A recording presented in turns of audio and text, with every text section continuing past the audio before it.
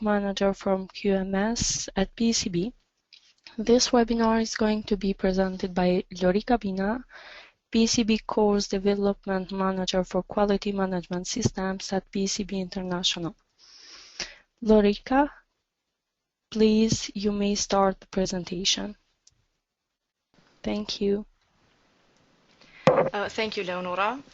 Hello, everybody. Welcome to today's webinar. We've got people joining us from all over the world, so good morning, good afternoon, and good evening, depending on where you are. My name is Lorika Bina, and today I will talk about ISO 9001-2015 transition, understanding the changes at a DIS level.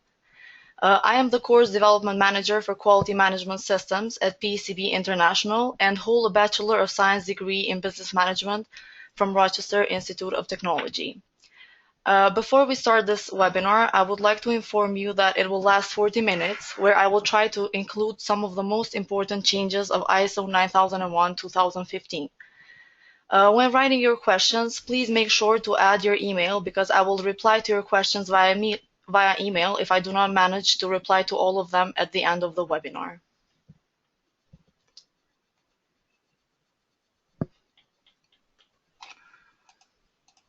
So, the agenda for this webinar is the following.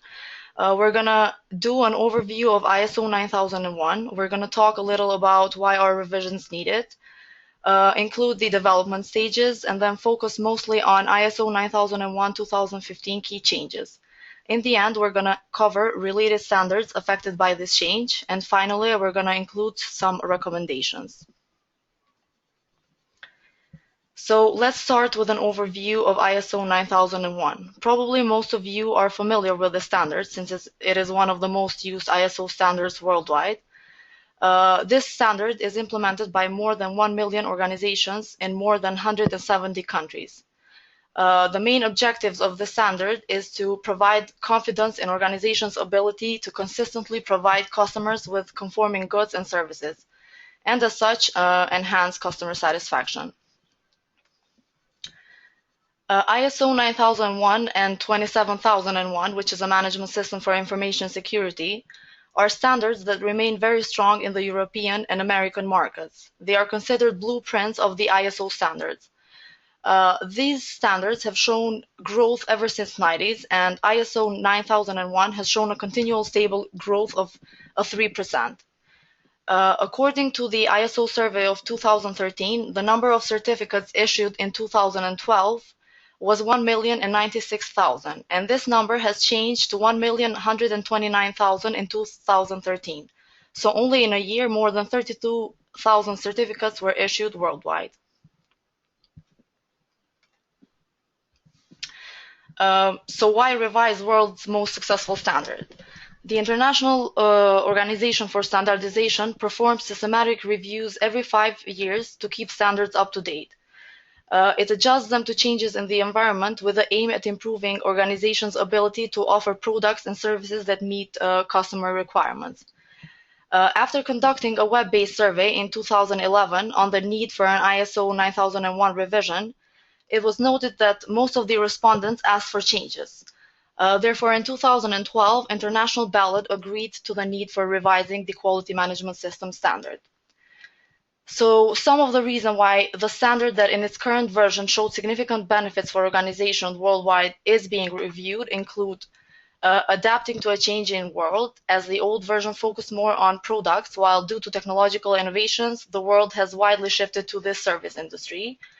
Also to enhance an organization's ability to satisfy its customers, to provide a consistent foundation for the future, while reflecting the needs of all interested parties, and also to smooth integration with other management system standards.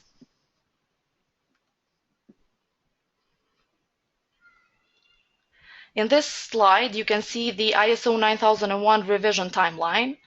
The standard revision has reached the final draft international standard, or the FDIS, and the ballot is expected by July 2015. In addition to that, the new version of the standard will be released in September 2015. So it is expected by all organizations certified to ISO 9001 to transition to the new version of the standard in the next 3 years.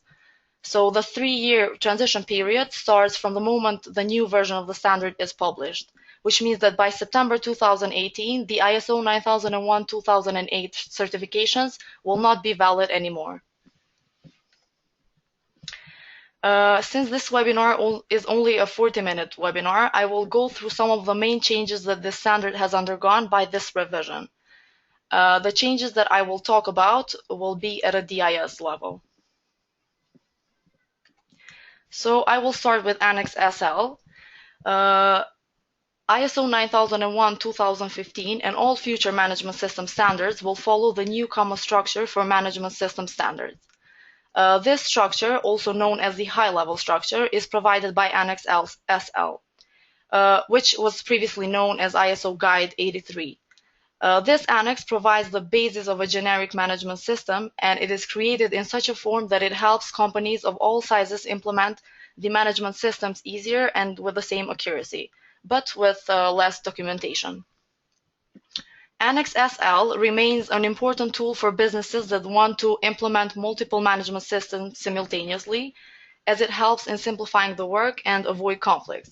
So it helps organizations create a baseline of documented requirements that are lower in volume but reach the same end result. So the structure provided by this annex consists of 8 clauses and 4 appendices covering different areas of the standard.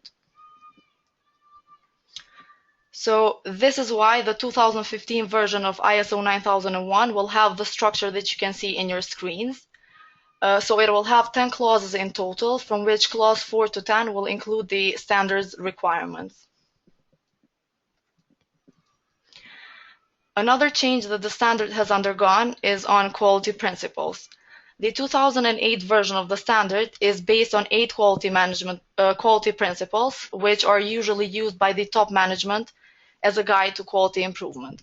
However, these principles are going to be modified in the new version of the standard. The 2015 version will be based on 7 principles, and they include customer focus, leadership, engagement and competence of people, process approach, improvement, informed decision making, and relationship management. In terms of terminology, the first and second principles, which are customer focus and leadership, have not changed from the 2008 version. However, the first one includes interested parties, and the second one includes not only top management, but leaders at all levels of the organization. The third principle, involvement of people, is renamed to engagement and competence of people. And the fourth principle, process approach, has remained the same, whereas the fifth one has merged with the fourth one, bringing the number of principles to 7. So the process approach principle now focuses on understanding and managing activities as interrelated processes within a system. Additionally, some terminology modification was made to the last 3 principles as well. The process approach is more explicit in the current version of ISO 9001, and it is used to develop, implement, and improve the effectiveness of the quality management system. The 2015 version of the standard provides additional focus on process approach and clarifies why is it essential to adopt it in each business process of the organization. The aim of the new version is to ensure that organizations manage all their processes and also the interaction between them.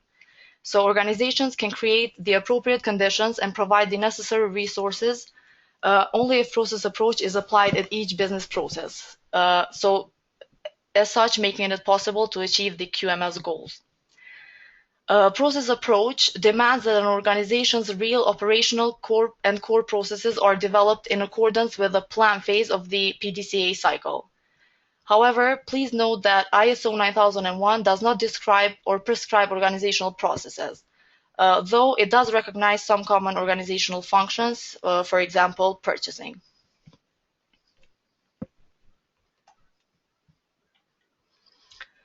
Risk-based approach is one of the major changes in the new version of ISO 9001. The new version of the standard promotes risk-based thinking, which is what people regularly do to make decisions. So whether it is driving, taking a shower, going at the grocery store, or making an investment, everybody exposes themselves to risk, or everybody does some risk-based thinking. Organizations face external and internal risks that endanger the possibility of achieving their goals and objectives. This is why the new version of the standard uh, builds the concept of risk into the entire management system. The 2015 version of the standard has replaced the preventive action concept with a set of requirements on managing risk. Some risk analysis was implicit in the old version of the standard through preventive action analysis, but the new version makes risk more explicit by incorporating it throughout the quality management system. So the risk-based approach came as a result of the incorporation of Annex SL into ISO 9001. It plays an important part in the new version of the standard, and it has clear clauses to determine risks and take actions.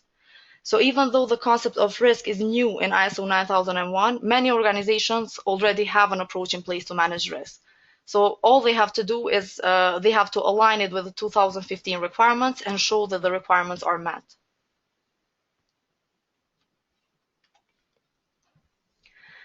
So where can we find risk in ISO 9001-2015? First, the concept of risk-based thinking can be found in the standard's introduction under clause 0.5.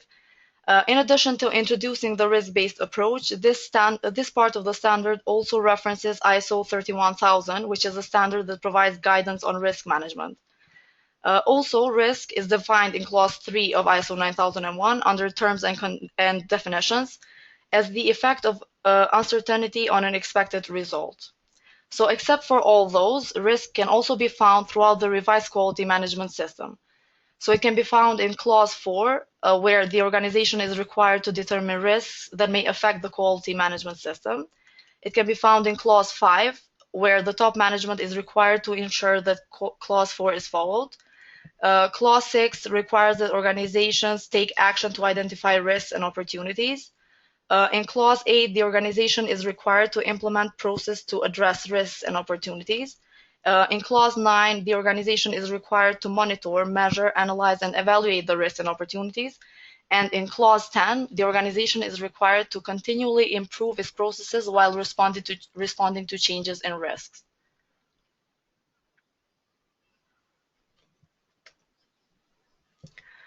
So organizations and individuals might ask why adopt a risk-based thinking. Well, there are various reasons, but some of the main ones include to establish a proactive culture of prevention and improvement, to improve customer confidence and satisfaction, to assure consistency of quality of goods and services, and also because successful companies usually take a risk-based approach.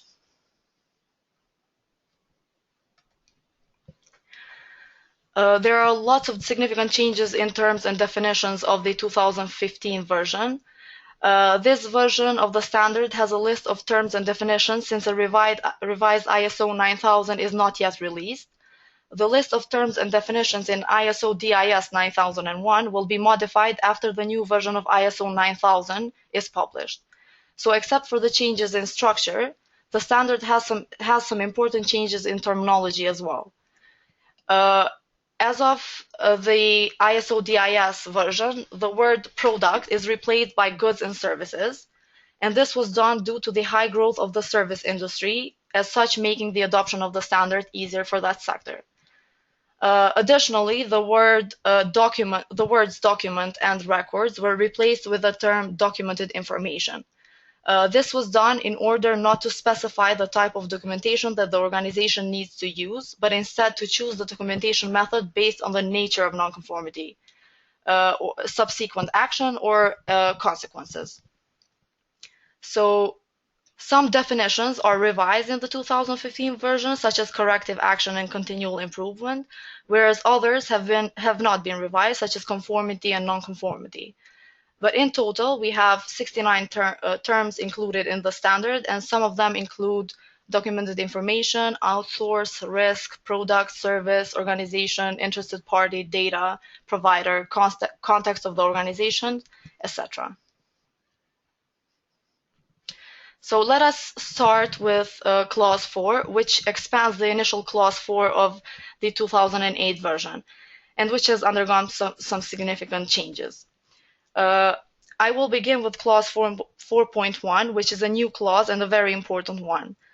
This clause requires from organizations to understand the context of the organization by taking into account internal and external issues relevant to its purpose. So it is necessary to obtain an overview of the organization to understand quality challenges of the organization and the risk inherited in that market segment. Clause 2 of the new version of the standard, 4.2, often raises the topic of interested parties, which in the context denotes both internal and external interested parties of the organization with interest in the process of quality management. So the 2015 version requires that organizations focus not only on customer requirements, but also on the requirements of other stakeholders or interested parties, for example, employees or suppliers, etc. The following clause provides the requirements to determine scope, which are more extensive in the 2015 version of the standard. Please note that the term exclusion was replaced by the term requirement that cannot be applied. And finally, we have clause 4.4, which is a replacement for clause 4.1 of 2008 version, which was on general process-based requirements, except that now risks and opportunities must be taken into account.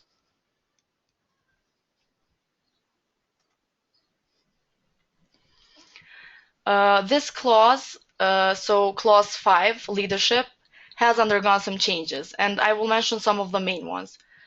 First of all, the term management commitment was modified to leadership and commitment. Additionally, there is no requirement for quality manual anymore, only for the policy, which needs to be relevant to interested parties. And finally, there is no explicit requirement for a management representative. But yet the responsibilities and authorities still remain. Okay, we already covered 6.1 when we talked about risk earlier, so I will continue with clause 6.2, which is on quality objectives and planning to achieve them. The revised ISO 9001 sets more clear requirements on planning how the objectives should be realized, and that includes what will be done, when and by whom, the resources needed, and how will the results be assessed. In addition, clause 6.3, planning of changes, is a new clause, or we can say an extended clause, because in ISO 9001-2008, clause 5.4.2b required from organizations to ensure the QMS integrity when changes are planned and implemented. So the new clause on planning of changes can be considered as an addition of the aforementioned subclause. So this clause provides the specifications for consideration that need to be included when there are changes to the QMS.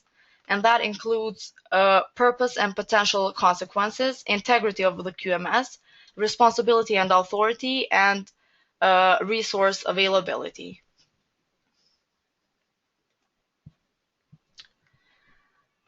Let us see what changes has undergone clause 7 of the standard.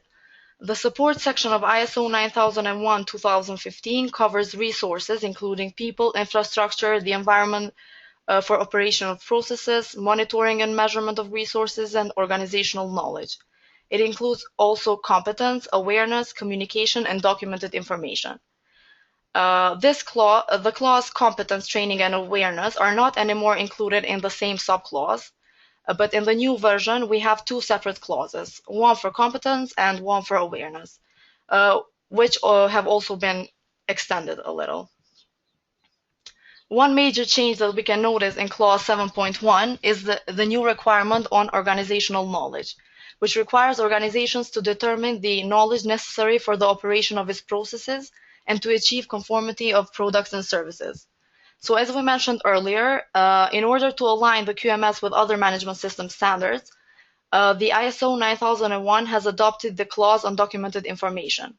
So documented procedure requirements of the 2008 version now are expressed as a requirement to maintain documented information. So in addition, records are expressed as a requirement to retain the documented information in the new version of the standard. So the major change that was made to this clause is that there are no mandatory procedures in the revised version. meaning that concepts such as documented procedure or records are not used within the standard. So organizations will need to include documented information that are required by the standard.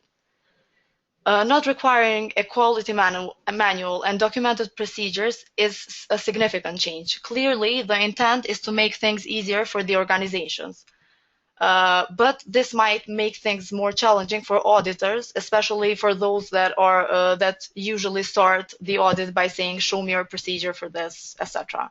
So auditors will have to work harder with the new version of the standard to ensure that the activity or process is truly implemented and maintained.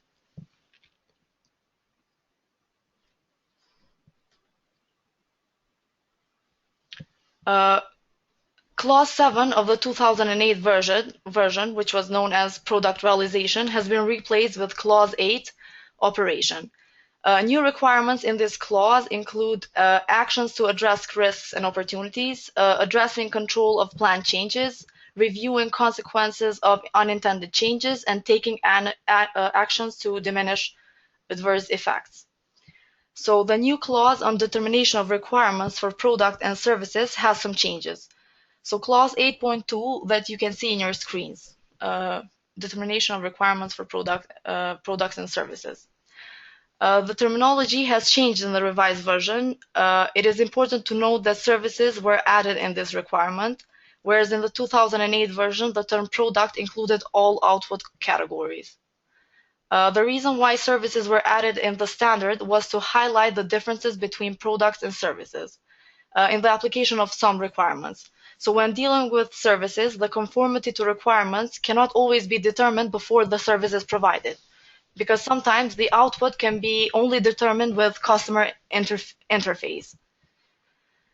Okay, so let's continue with the changes in the design and development of product and service clause, as we have an additional subclause to describe when design and development process is applicable. Additionally, in the new version of the standard, there is no need for verification and validation for design and development changes, but still they are implied by the requirement to review, control, and identify the changes to the extent that there is no adverse impact on conformity to requirements. Purchasing has also been retitled to control of externally provided products and services. And this was done to make it clear that the requirement applied to both physical products and consumed services related to the end product of the organization. This change in terminology was done to clarify the confusion that has been around certain categories of externally provided products and services. However, this is not a new requirement, but it is intended to make it clear that however provided, an organization will need to apply a risk-based approach and determine the type and extent of controls necessary. So clause 7.5.4, customer property, was renamed to property belonging to customers and external providers. This clause requires from organizations to address properties from suppliers, outsourced parties, and other external providers. A lot of products and services can be purchased from customers, and if any of these products is lost or damaged, the organization should be able to trace the product to its owner and keep records of the damages. So customer property that is intended for incorporation to products should be identified, verified, protected, and safeguarded in order to minimize errors and final product or service. Other new clauses added to operation are post-delivery activities and control of changes. The first one requires that organizations to clarify their post-delivery requirements, and the second one to control the unplanned changes.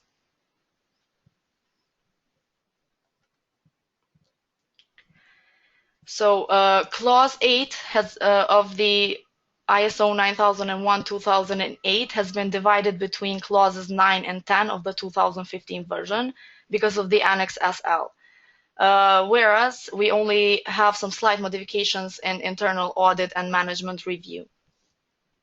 And finally, so as I said, Clause 8 was split in two clauses, which is why clause on improvement was extended in the 2015 version. We have a clause named nonconformity and corrective action, whereas, as I mentioned earlier, the requirement on preventive action was removed from the standard.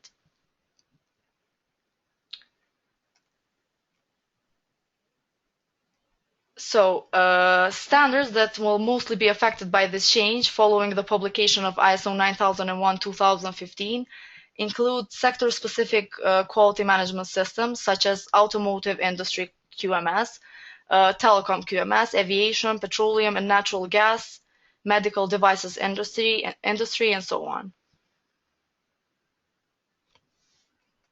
And finally, what can organizations do right now? They can identify organizational gaps needed to be addressed to meet new requirements. They can develop an implementation plan. They can provide appropriate training and awareness for all parties that have an impact on the effectiveness of the organization. They can update the existing quality management system to meet the revised requirements and provide verification of effectiveness. And where applicable, they can work with their certification bodies for transition arrangements.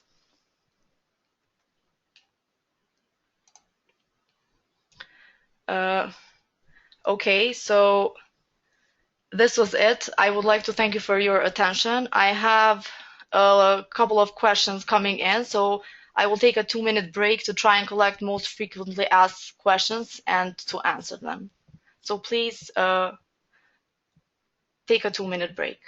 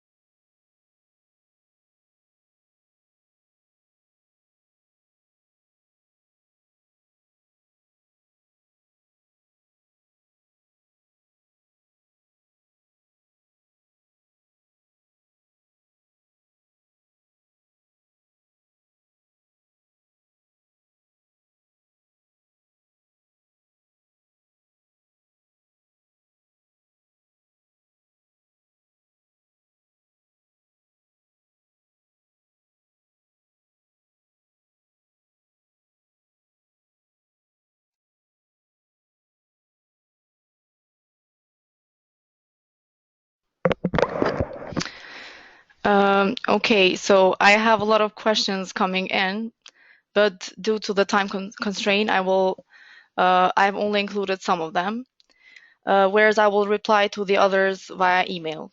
So we have a question which says, why the word opportunity is always aligned with risk?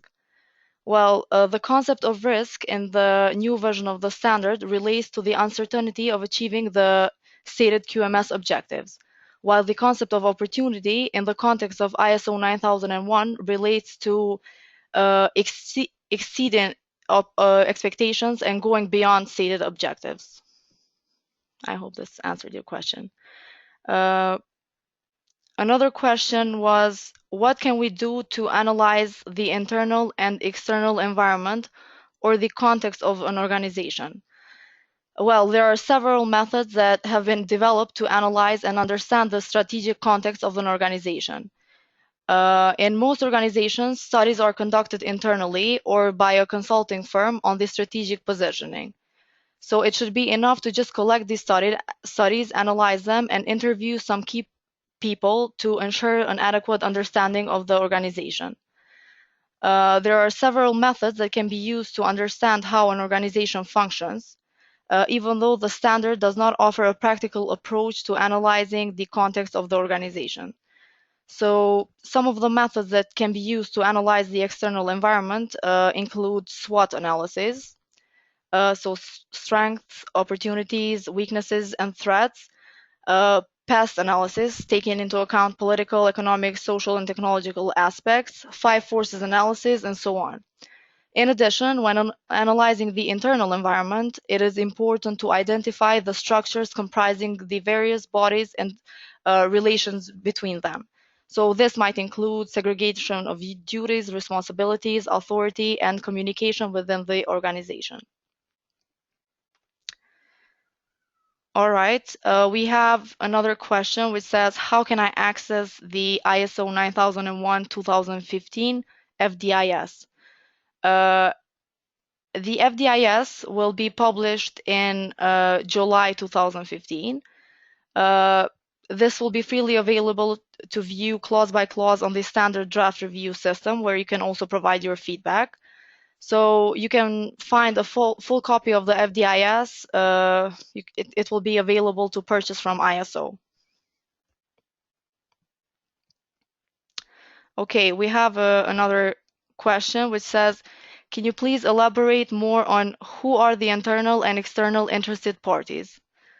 Okay, so first, the interested parties are individuals or groups of people that have an interest in the organization.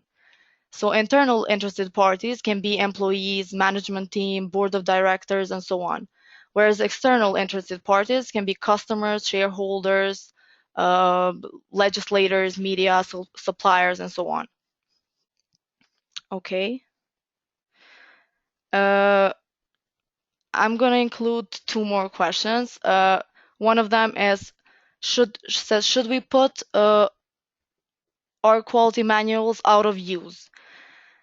Well, this is not necessary. If this was a if this way of documenting the information was working well for you, then you can certainly keep them, retain them going forward. However, if you're struggling under the weight of the current documentation requirements, now you have the opportunity to rationalize your system. Someone also asked whether I can provide more information on Annex SL. So Annex SL, as I said earlier, provides the basis of a generic management system. It is created in such a form that it helps companies of all sizes implement the management system easier and with the same accuracy, but it requires less documentation. So Annex SL remains an important tool for businesses that want to implement multiple management systems simultaneously, as it helps in simplifying the work and avoid conflicts. So it helps organizations create a baseline of documented requirements that are lower in volume but reach the same end result. So, and also the structure that is provided by this annex consists of 8 clauses and 4 appendices covering different areas of the standard. Okay, so these are just some of the questions that were asked. I have a lot of questions coming in, and please don't forget to write your email because I will reply to the other ones via email because of the time constraint. I would like to thank you again for your attention, and please do not forget to check us on pecb.org and on social media as PECB International for other webinars on different topics. Thank you.